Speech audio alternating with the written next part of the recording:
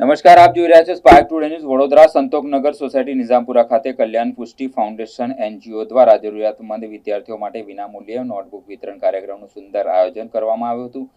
આ એનજીઓ છેલ્લા 4 વર્ષથી અલગ અલગ સેવાકીય કાર્ય કરી રહ્યા છે. એનજીઓ દ્વારા ગરમીમાં રાહત મળે તે માટે નિઃશુલ્ક ઠંડી છાશનું પણ વિતરણ કરવામાં આવે છે.